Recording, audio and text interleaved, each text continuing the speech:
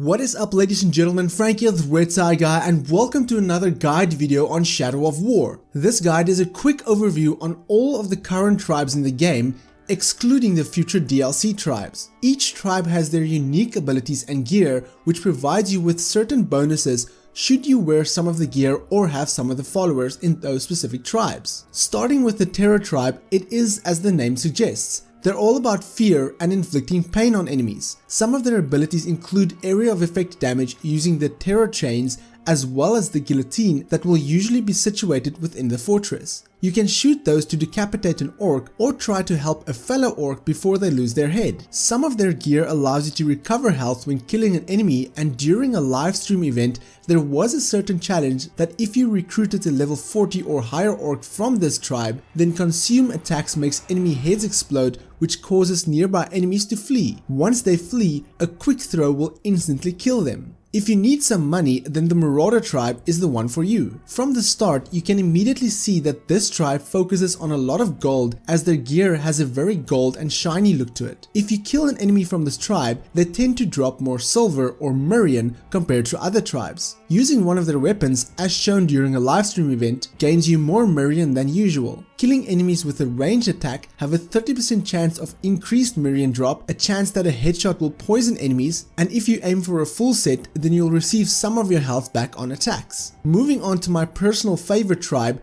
the Machine tribe. Do you need a light? Because the Machine tribe is all about fire and weaponry, even using their own flamethrower. They also specialize in fire bombs and fire mines, as they focus on producing equipment at a fast rate, thus their fortresses will have a very industrial look to it, as you will see smoke rising from the top. Using an orc follower from this tribe will be very useful when facing off against an enemy that is weak against fire attacks. And if you have a Machine tribe overlord, you'll have archers which uses fire arrows. Some of the gear will give you a chance to explode enemies which you defeat on the battlefield and set some of them alight. Your Elven Light ability will also scatter explosives around you when using it against foes. One of the hammers shown in a livestream event also has a 100% chance of explosion when throwing it and landing a headshot on an enemy. Beasts and creatures is a huge focus in Shadow of War, and the Feral tribe is one that specializes in all sorts of beasts. Recruiting followers from this tribe will provide you with additional Caragors and Graugs, as they are often seen traveling with them. You can mount these, however you'll need to break them first. An example of some of this gear is providing you with a 50% extra damage dealt by beasts allies, reduced call mounts by 9%, and if you have a full set you can instantly shadow mount Graugs and Drakes, meaning that if you spot one or if an enemy summons one, you can immediately jump on their back and claim it for yourself, something which is very useful in Shadow of War. Often you'll see them using Drake bait in their fortresses, but you can use it to your advantage and light it up, which could bring a Drake into the area which just demolishes everything in sight. If you're more of a stealthy player, then the Dark tribe would be the perfect fit. They tend to use sneak abilities, smoke bombs, and can easily escape a difficult situation. Recruiting them will inflict some poison damage to enemies, and one of the weapon items in the set even increases your poison damage by an extra 24%.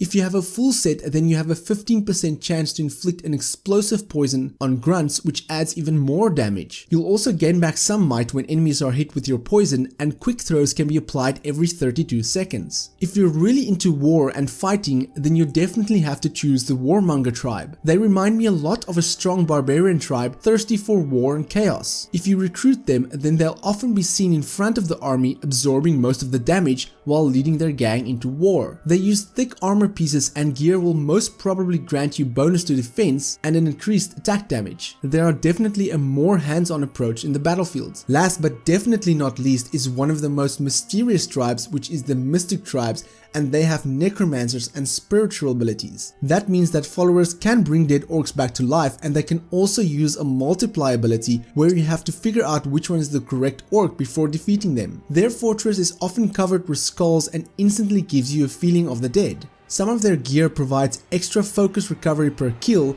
dominated grunts take 50% less damage, and a full set can grant your followers cursed weapons. They also have this eerie green glow in their eyes, which just makes them that much more terrifying to look at. I'm definitely focused on the Machine tribe, with a combination of the Marauder tribe for loot and the Terror tribe to inflict fear into my enemies. These are the 7 tribes available within the base game: Mystic, Terror, Machine, Marauder, Warmonger, Dark, and Feral tribe, with 2 future tribes planned, which is the Slaughter and Outlaw tribe. With Shadow of War around the corner, you can expect a lot of guides coming out soon, so be sure to click that subscribe button. Let me know in the comment sections below which tribe you will focus on, and if you like this video then give me a thumbs up. If you dislike it, give me a thumbs down, but please tell me why so I can improve my videos. My name is Frank, I'm the Red Tie Guy, and frankly, thank you for watching.